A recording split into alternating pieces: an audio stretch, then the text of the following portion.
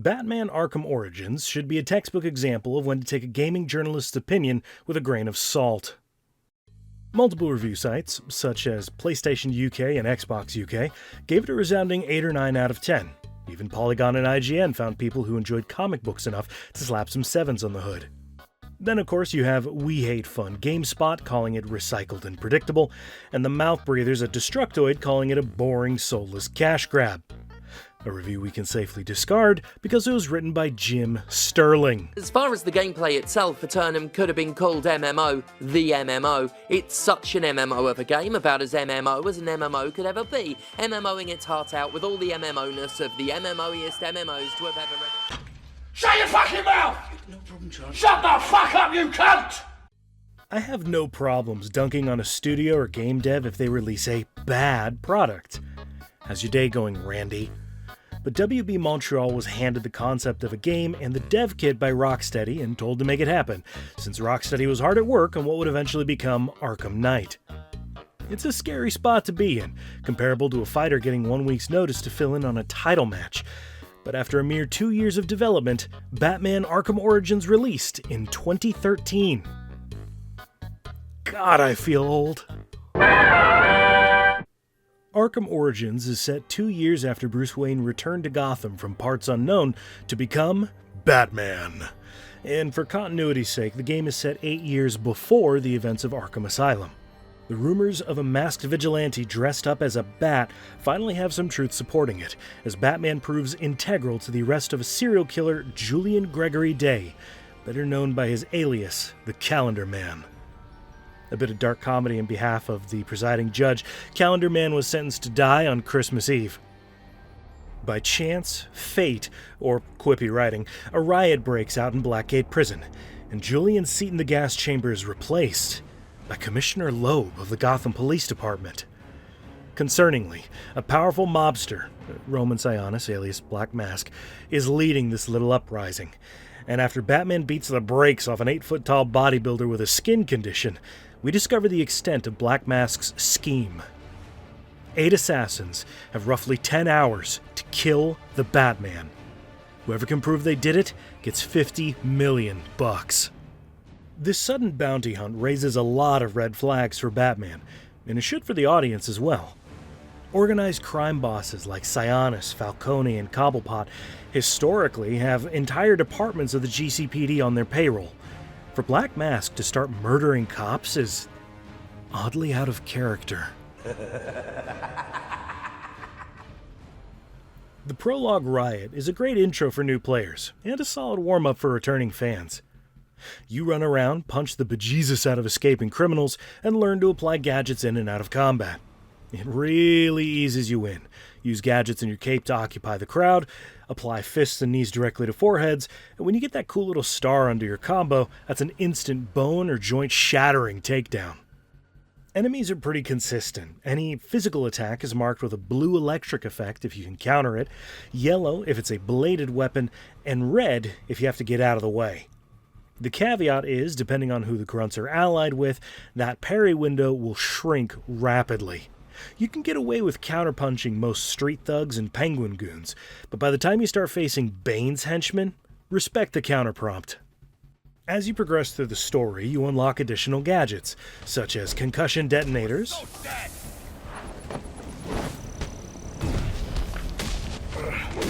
glue grenades,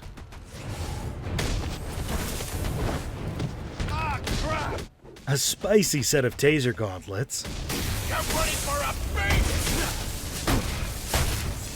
as well as unique combat upgrades such as faster charges on your takedowns, crowd control, combat focus, essentially a melee bullet time, and super late in the game you get one of my favorite abilities, weapon breaks, which can instantly remove clubs, knives, guns, and shields from a fight. Sadly, a lot of the really helpful upgrades can only be acquired within the last hour or two of the game, making them kinda useless until you start New Game Plus. Returning to the plot, the riot is capped off with a pretty straightforward fight against Killer Croc.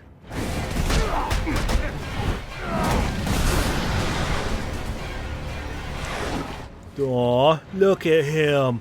All human proportioned and believable looking. Makes you wonder what the hell they were feeding him at Arkham. I've got your scent, Batman. With Wayland defeated and more questions than answers, we've got an actionable piece of the puzzle.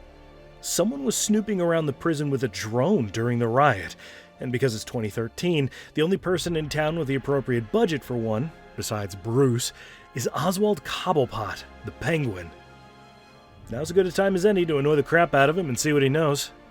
Naturally, it can't be that simple, as a suspiciously green-tinted dork has been hired to mess with the Gotham radio towers that service our fast travel points. This is your captain speaking. Please return to your seats. We will be experiencing turbulence. The first Gotham City radio tower serves as both the stealth tutorial section and our first interaction with pre-supercriminal Riddler. Minor spoilers on a game almost as old as the Bad Luck Brian meme. In the Arkham setting, Edward Nashton, or as he would eventually change his name to, Edward Nigma, used to work for the GCPD's Cyber Crimes Division, using his tech savvy and access to police files to build blackmail dossiers on anyone that caught his eye. Batman not so subtly calling him Enigma is both a tip of the hat to the audience and a biting of the thumb at the character.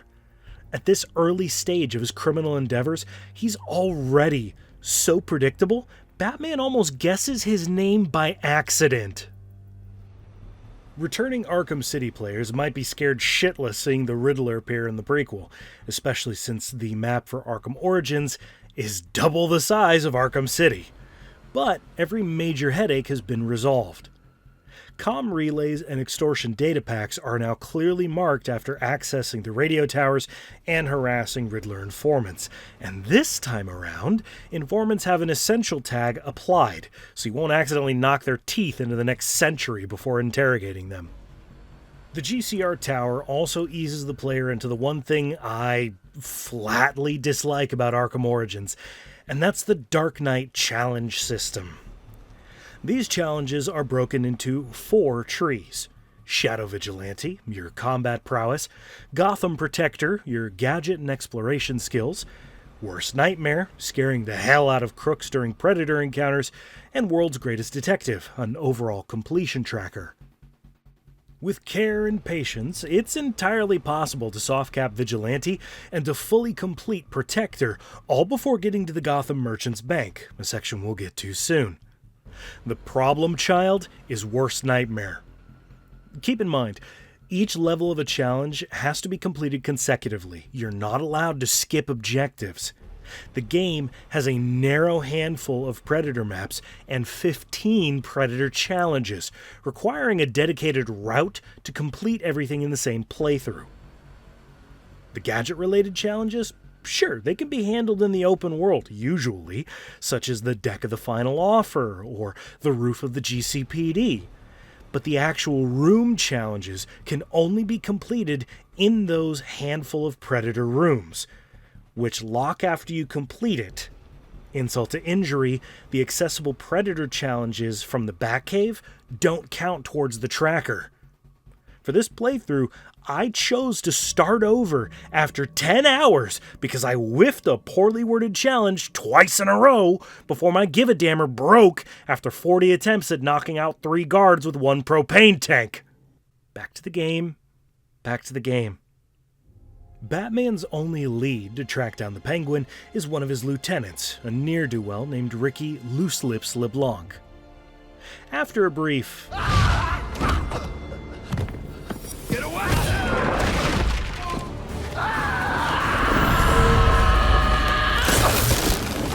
You're crazy! You're freaking crazy! conversation, we learn Cobblepot's hosting a fight club aboard his freighter, the Final Offer. Moored to the Dixon docks, this venerable brick is packed to the brim with guns, thugs, and defensive choke points. To attack the Final Offer from the docks would be suicidal, what with the sheer quantity of patrolling guards and even snipers. Luckily, Cobblepot never considered anyone infiltrating from the air, so it's relatively easy for the player to knock out the deck guards and sneak inside. It's here we get a good example of just how inexperienced Batman is 2 years in. He makes no effort to sneak around the ship, choosing instead to go straight to the Fight Club arena, where we're confronted by our second boss fight, Electrocutioner. You just saved me a lot of trouble coming here, Batman.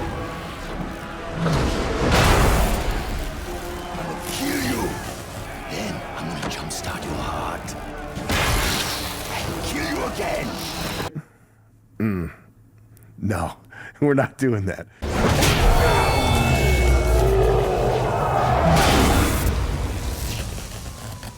Who wants to show me where the Penguin is? After making an example out of Lester and the room full of goons, Batman neglects to restrain him, leaving Electrocutioner to escape while we march further into the ship. A handful of fights and our first proper Predator room later, we find Oz performing a bit of cattle prod diplomacy with Alberto Falcone. Mobsters torturing mobsters, whatever, who gives one. We're after Black Mask. right as Penguin starts giving us some workable intel, we're thrust into the actual second boss fight, Deathstroke. I've seen some people complain about fighting Slade Wilson this early in the game. Personally, I like fighting him here because it sets a great bar on the threat level of the remaining assassins. Some players might take things slow and defensive here. He has a unique moveset, but with liberal use of the Batclaw, it's totally possible to take flight against this chomo. I know, with the Teen Titans show and the New 52 refresh, DC completely retconned Slade grooming 16-year-old Tara Markov in the Judas Contract story arc. It was fully reworked so they can market him to broader audiences. Just look at the crowd pops when he appears in Arrow, Injustice, and his post-credit scene in the Snyderverse. Personally, I think it makes him a better villain if he's a completely irredeemable piece of shit. Bad guys don't have to be redeemed to be three-dimensional. You're allowed to write villains so long as they get what's coming to them by the end of the story. Bad guys always lose in comic books. That's been a rule since Dick Tracy that we need to go back to. Anyways, taking a page from Mega Man, Batman loots Deathstroke's utility belt for our brand new gadget, the Remote Claw. Following Arkham tradition, new gadgets means a new upgrade tree and a whole host of new and exciting ways to put baddies in the ICU. As mentioned earlier, Penguin did give us a lead. Shady deeds occurred at Lacey Towers a few nights ago, and Black Mask was definitely involved. Arriving at the crime scene, we discover a double homicide that leaves us with more questions than answers. Back at the first radio tower, we got a relatively brief tutorial on detective vision and its hold A to solve crime gameplay mechanic. But at Lacey Towers, we get significant dialogue input from Batman as he slowly pieces the crime scene together. The investigating officers believe Cobblepot killed both victims before setting a small fire, as his fingerprints are at the scene. However, evidence suggests there were 4 people the night of the murders: Tiffany Ambrose, Roman's current girlfriend, a dead unidentified man wearing a black mask, an unknown shooter, and an unknown 4th party. Looking at the timeline of events, Tiffany was knocked unconscious and strung to the chandelier. The masked man was killed, then a fight breaks out between suspects 3 and 4.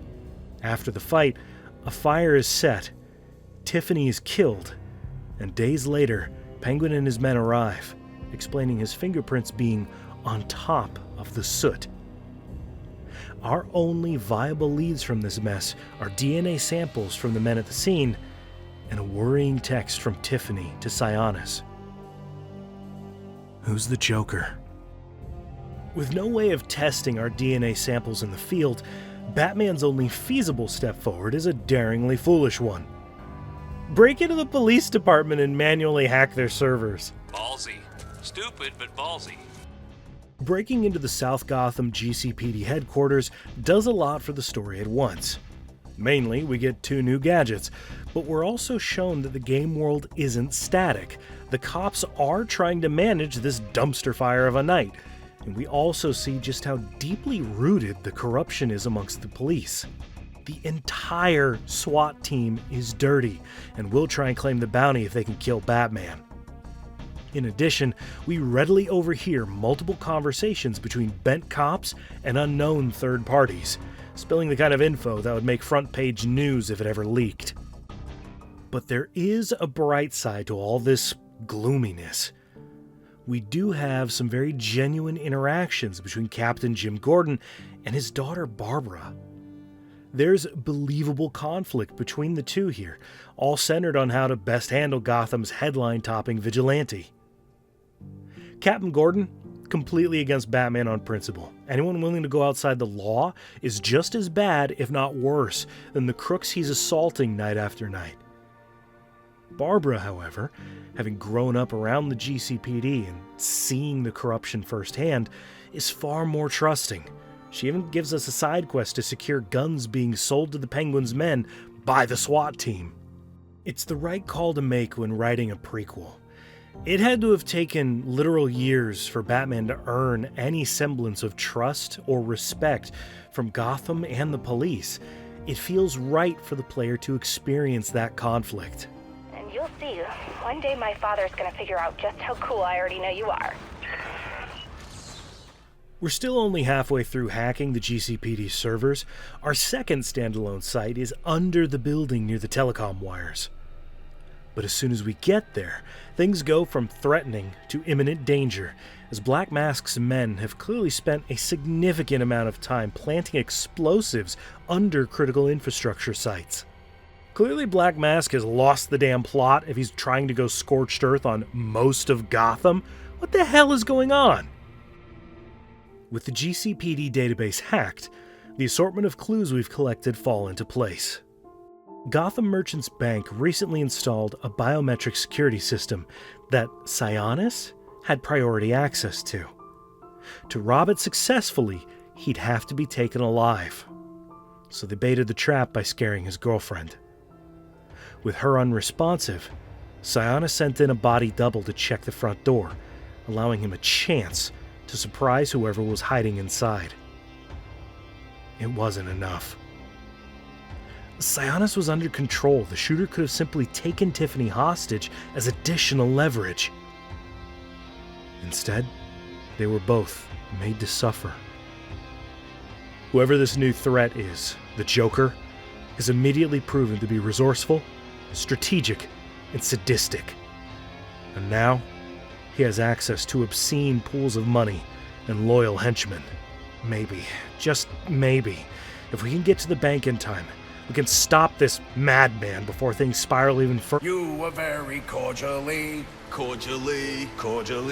you were very cordially invited to a party. And it will be a grand affair. Grand affair, and it will be a grand affair hosted by the Hatter. We do hope that you can come. You can come. You can come. We do hope that you can come to share in all the joy. It's always something, isn't it? Okay. One side quest through the acid trip that is Alice in Wonderland, as envisioned by Jervis Tetch, coming right up. I do enjoy this little jaunt. It's a nice distraction. Solid art direction, one-off puzzle elements. It's fun. No notes. 10 out of 10.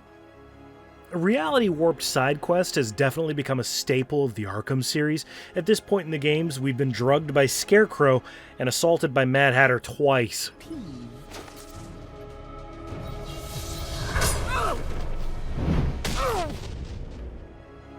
We still have time to get to the bank. We just gotta hurry.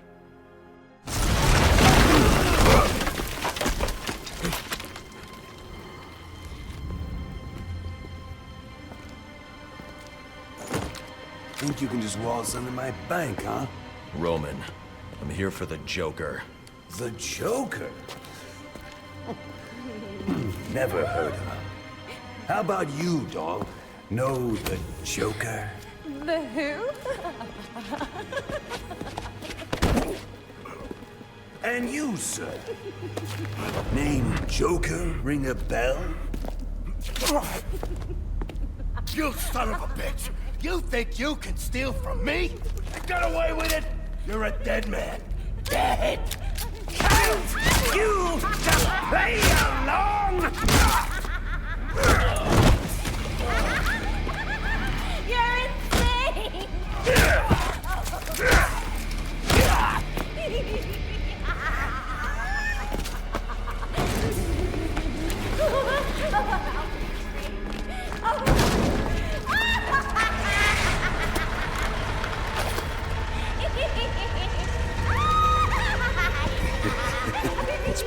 this whole time. You hired the assassins. You've been running Sionis' operation. Well, technically it's my operation now. Isn't that right, boys? You got me. Now let her go. Oh, life would be so simple if you were all I wanted. No, you're just a teeny little distraction compared to what I've got up my sleeve.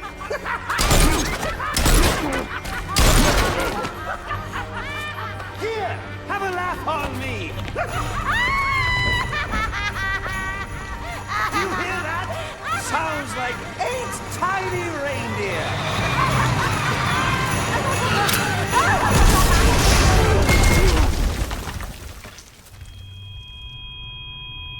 With how often Batman's head has been ringing, I'm starting to feel like a church bell. Side tangent, I love letting that scene breathe. It flows so damn well. And the point-counterpoint between Troy Baker's Joker and Roger Smith's Batman is perfect. It still confounds me why people took issue with their casting. The bank is our first real Predator encounter. I already got the butt pains about the worst nightmare challenges. I'm not going to keep bitching about them here. It's the perfect Predator room. Plenty of hiding spots, elevation changes besides the gargoyles, and a whole host of creative takedown opportunities. After brutalizing the majority of the bad guys, the last one thankfully surrenders. He wasn't quite paying attention, but he did hear Joker say something regarding the Sionis steel mill. One trip through the fast travel screen later, we arrive, smack some goons around, and attempt to rescue Sionis, only to get roofied by Copperhead. On the whole, not my worst holiday weekend. The build-up and eventual fight against Copperhead leans hard on the drugged with a neurotoxin aspect, as we fight shadow clones and our own self-doubts. You disappoint me. You disappoint. We cure ourselves of the deadly neurotoxin and throw her stank ass around like a sack of potatoes. She lets it slip that all of the assassins have been called for a meeting, which allows Batman to deduce where it's going to take place by tracking the electromagnetic signature of Electrocutioner's gloves. Guess how many takes that took? Tracking his vibe leads us to the Gotham Royal Hotel, which has gotten an extreme makeover thanks to Joker and his men. Now this section I take minor issues with. Joker killing Electrocutioner, okay, fine, cool, I wanted his gloves anyways. No, it's the funhouse that bothers me. Trashing the place with high explosives and paint, that makes sense, but the sheer quantity and scale of the goofy shit his men have assembled doesn't. You're telling me Joker had the guys, capital, and resources to both plant enough explosives to sink the GCPD and redecorate the Gotham Royal into a hyper-lethal funhouse in only 2 days, charitably 3 days. And we know it's 2 or 3 days because he didn't have access to Sionis' turncoats or cash until the murders at Lacey Towers, which are confirmed to have taken place mere days before the events of the plot. One of the things the original Arkham Asylum does, right in this regard, is the giant Joker facade in front of the visitor center. You see it gain construction progress throughout the game. It makes sense because it's just painted slats of wood in front of a building. With the amount of work put into just the ballroom, it would have easily taken a month or more at breakneck speeds, and someone would have noticed. I can see the comments now. Buh! It's a comic book video game! Buh! Look, I'm not asking how Superman can catch Lois Lane without matching her fall speed. I'm asking how goons, normal dudes, can assemble all this crap in under 2 days without anyone at the hotel asking what all the rhythmic pounding might be. I will say, nitpicks and complaints aside, it's a cool glimpse at the weird shit Joker ends up pulling in Arkham Asylum and Arkham City. In spite of the chaos Joker has been causing at the Gotham Royal, we get some concerningly high fight IQ from Bane. He correctly deduces Batman's on the way, sets a trap with his men, and predicts Batman's on top of an elevator, setting us up for an incredibly one-sided fight. We don't beat Bane. We survive him steamrolling through our health bar. This giant bastard has better tracking than most hit scan weapons in Doom. He can easily wallop you. Thankfully, Alfred had already called in the cavalry, so the fight ends. I'm doing air quotes you can't see. It ends when the cops arrive.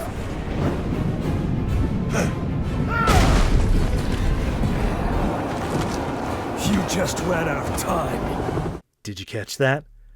Here, I'll play it again. You just ran out of time. It's a bit odd. Why am I harping on this particular clip? It's a cool line to say after the boss fight, right? Right? You just ran out of time. You just ran out of time. You just ran out of time. Oh, we're fucked if anyone realizes what just happened. To the surprise of absolutely no one, Joker tests if the server has friendly fire when Bane makes the correct call to fall back, leading to the biggest difference between comics, film, and the games. Batman Returns. Boy hadn't hit me.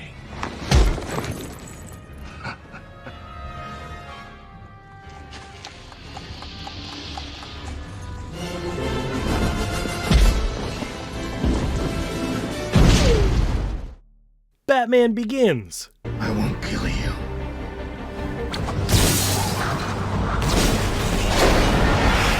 But I don't have to save you.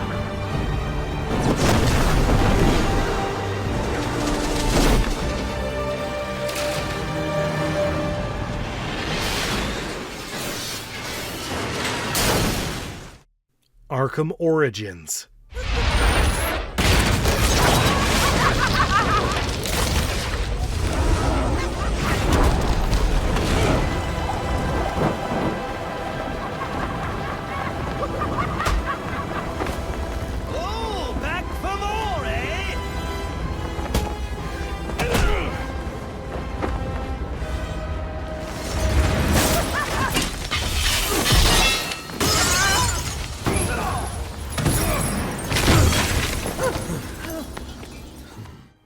Joker is confused by this decision. From his perspective, he's done so much in mere days to completely wreck Gotham, no one would be given an ounce of grief if Joker died that night, by accident or otherwise. Yet Batman caught him, saved his life. I love the complexity. I love seeing the moral quandary Batman puts himself through to justify his actions. It's just solid writing. The story takes a slight detour as we see Joker subjected to a patient interview with one of Blackgate's new hires, a young woman named Harleen Quinzel. I like seeing her misinterpretation of Joker's words while the player can see what's going on between his ears.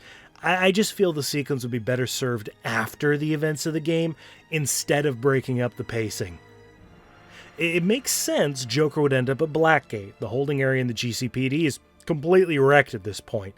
However, any patient interviews like this would be delayed by several days, partly because fingerprints and DNA samples from Joker's incarceration have to be processed through CODIS, the combined DNA index system we hacked into earlier.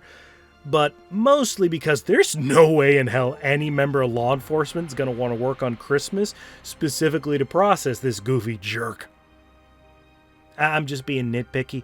It's a cool sequence tying the 1950s The Man Behind the Red Hood origin for Joker to the Arkham setting. Generally around here is where I and most gamers will take a break from the plot and hammer out side quests. The Arkham games I've played as of this video, Asylum, City, and Origins, have a consistent tone around natural breaks in the story, allowing the player to pursue side quests and collectibles. We had one of these earlier after leaving the final offer. The commie terrorist Anarchy, spelt wrong, had planted explosives as a test to see if Batman felt public institutions should be saved. Homegrown morons like these will plant bombs and peacefully burn down businesses, then wonder why baby formula is locked away and they live in a food desert. Fucking idiots. The side missions after Joker is arrested are pretty cut and dried. Shiva's being a sneaky shit, the actual Black Mask is loose and trying to consolidate his remaining loyal goons, and you probably have an unsolved crime patiently waiting for you. The Black Mask missions play pretty similarly to the stolen guns that Penguin was trying to buy. Go to location, violently assault total strangers, interact with MacGuffin, move on to the next. Unlike the stolen guns, we get a brief stealth section and a satisfying beatdown against Roman and a smattering of thugs. Also, we get to see the church pre-Arkham City. That's always cool for a prequel to do. Then there's Shiva. Fighting Shiva normally, it's fine. 7 out of 10 boss fight, no real complaints. In the first half, she has the martial artist moveset and she summons 4 ninjas with swords as backup. After you get her health bar down to half, she draws a sword and summons a handful of martial artists as backup. Trying to get flawless display, the achievement where you get through the whole boss fight without taking damage, is when things turn into a fucking mess. Remember how I mentioned at the start of the video, goons, thugs, and henchmen have various parry windows? Yeah, Shiva's assassins have the smallest parry window right alongside Bane's henchmen. So not only are you dealing with martial artists who have combo-specific parries, you have martial artists jumping through the air, you gotta mash parry twice, or otherwise you get hit. You also have knife parries that have the tiniest window possible. Insult to injury, if you get hit, you gotta reset. If you die, well, you gotta reset. You gotta sit through the first 10 seconds of the cutscene that opens the fight every time you reset. You have no idea how annoying it is here are asking, why did you come 15 fucking times? But I got the achievement, and I'm probably a lesser man for it. Assuming you've exhausted all the side jobs or just want to get the story over with, there's a body waiting for you in the GCPD morgue. We get some easily missable plot details about an experimental infusion that altered his body before the tracker we subtly threw onto Bane earlier finally gives us a signal.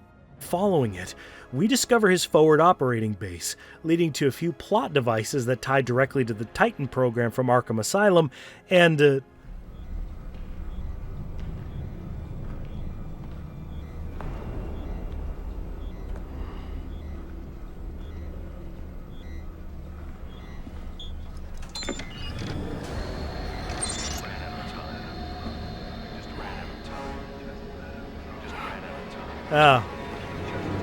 Oh, shit.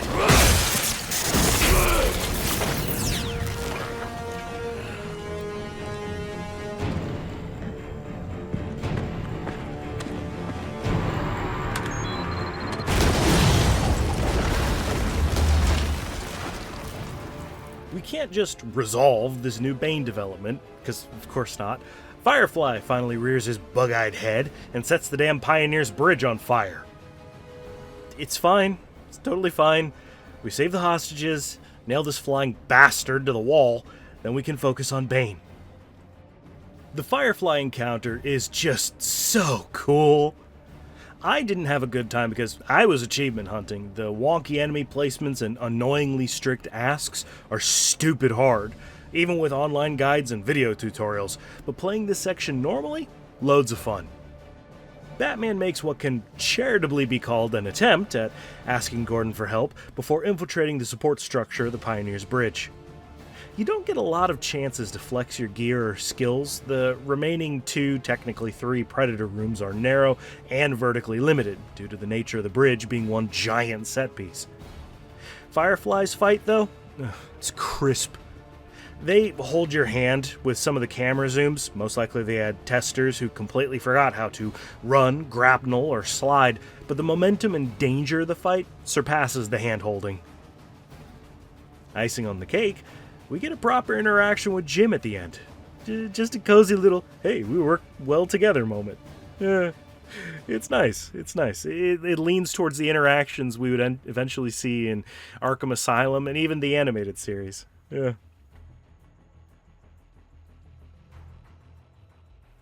Well, we should get back to the Batcave. No telling when Bane's... Alfred, I am in your house.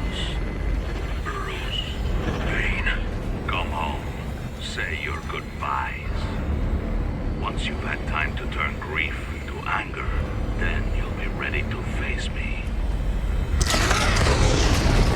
I have left enough life in him for some final words. If you hurry. Alfred!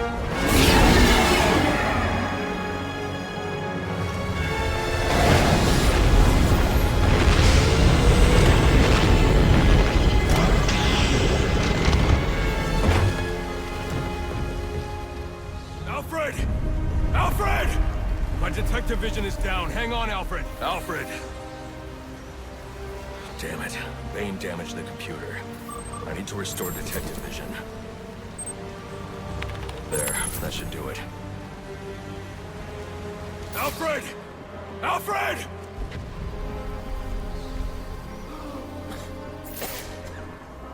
No.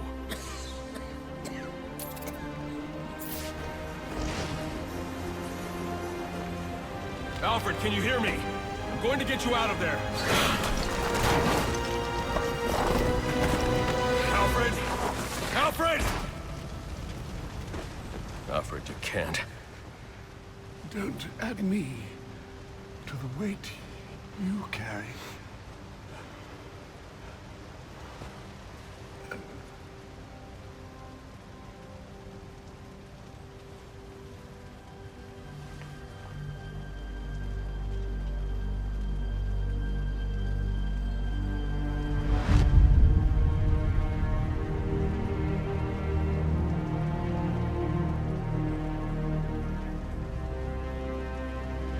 No!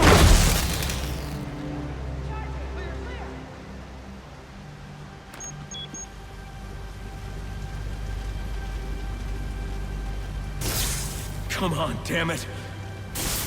All units, code 10. This is code 10 confirmed at Blackgate Prison. Suspect identified as the Joker.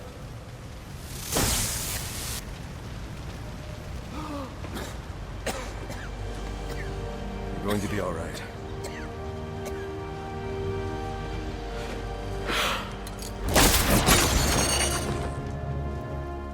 When I feel writers hit or miss the tone they're going for, I try and let a scene play as intended. And with how gut-wrenching Alfred's almost last words were, they knocked it out of the park. But now we have a conundrum. I always worry when writers use Batman's identity being revealed as their plot twist. Your options to proceed shrink rapidly if a villain discovers who he is. Bane, one of Batman's more intelligent villains in the comics, knows who lurks beneath the cowl. Where do we go from here? Alfred's stabilized in the medbay, so we're free to stop the second riot at Blackgate. There's a tangible shift in tone. We finally see Batman coordinating with the cops to contain this spiraling shit show. These madmen think they're in control. Little do they know, I've spent the past 20 hours beating the devil out of every crook who thought they could clock some holiday hours. They're not fighting shadows anymore. They're fighting Batman.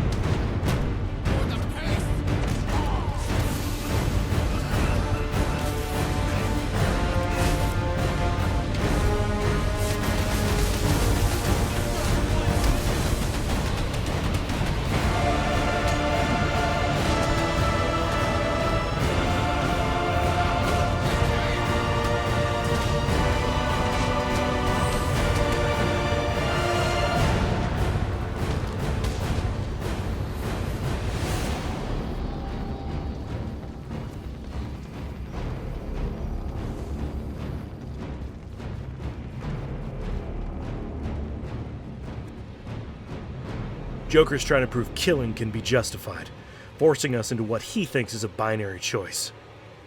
I don't believe in a no-win scenario. Some folks, you won't make it. You don't need to.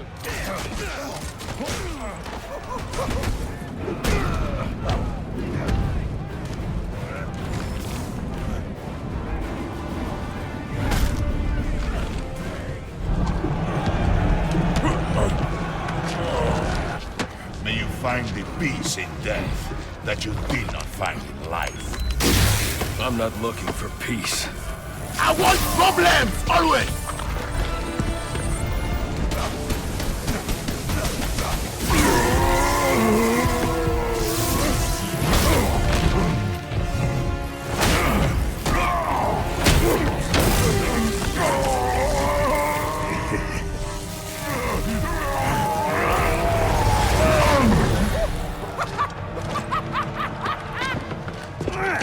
He did it! The game is over, Joker. Let Captain Gordon go. Yeah, put the gun down, freak. How about I put you down? I didn't notice this until I was editing it. I mean, it's literally the night of the 21st, and I'm putting this friggin' video together last minute. He cocks the back of a Glock when the Glock is a hammerless pistol. There's even an accompanying sound effect. There is no hammer on the model. That's a paddling. Gordon! Well, that's the Christmas spirit. Well, I'd love to stay and celebrate your victory, but I've got stockings to stuff, mistletoe to hang, and about 15 skyscrapers to blow up before sunrise. Ciao!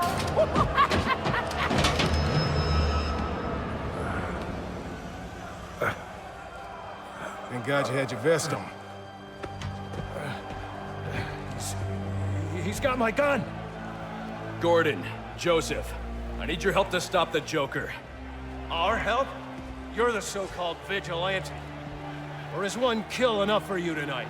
Bane's in cardiopulmonary arrest. I have only minutes to resuscitate him before it's too late. You mean you didn't? That's not how I do things. Now go.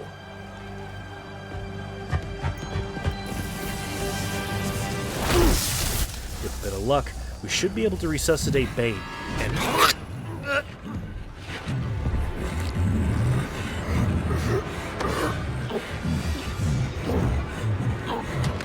oh, that's not good, bro. Juicing is not the answer. Wait.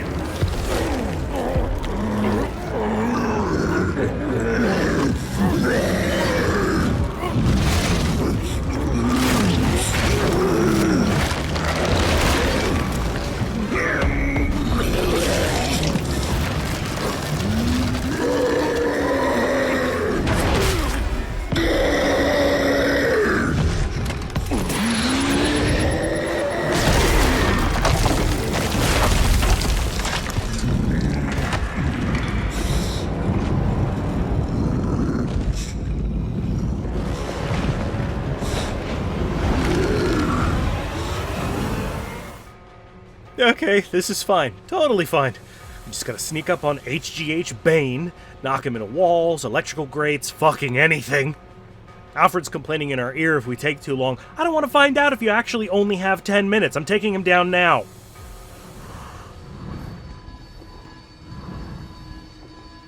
It's over, Alfred. I've defeated Bane.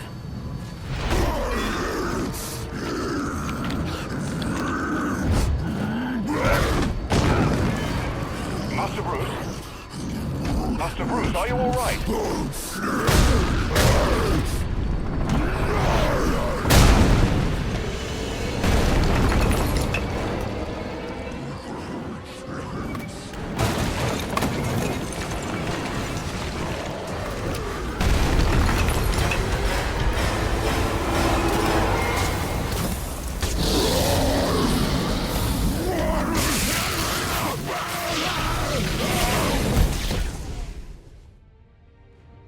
Bane's defeated.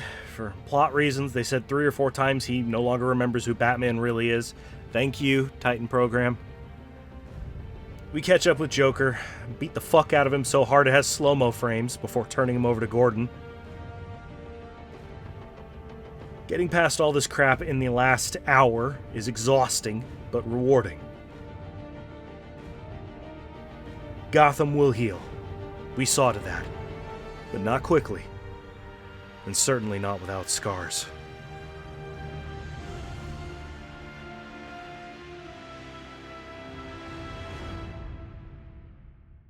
Headaches for another day. Today, we're playing the story DLC, Cold, Cold Heart.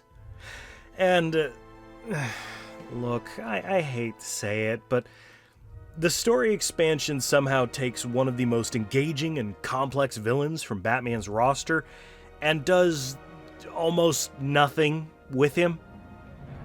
Victor Freeze is easily one of my favorite villains, right next to Two-Face. He has complex motivations. He's receptive when Batman tries to persuade him away from crime. And the suit is friggin' cool. No pun intended. His DLC in Origins boils down to, oh no, he kidnapped a philanthropist we'd never heard of before. Then running around in a circle for an hour until you're allowed to access the literal plot armor, then going in circles for another hour to find parts to a laser to cut through a wall of ice, then a boss fight. I have a bad habit as a writer. When I see a lackluster story, I want to rewrite it, regardless of how much time has passed since the story was released. Cold, Cold Heart had incredible potential as the introduction of Victor and Nora's story. Instead, we get 3 hours of fetch quests, more mostly peaceful bombings from Anarchy, and a lackluster boss fight that somehow misunderstood the lessons taught by Arkham City's fight against Freeze. That being said, the game as a whole is awesome. Eventually I'll get off my ass and get all the challenges squared away, maybe even tackle New Game Plus again. Arkham Origins deserves to be cataloged alongside Asylum, City, and Night. It allows the player to really breathe in the unique interpretation of the setting before swaths of Gotham were turned into a prison colony. It deserves a seat at the table as both an Arkham game and a Christmas game. With that, I'll leave you to your holiday festivities. Have fun out there. Merry Christmas. And until we meet again, stay classy, Internet.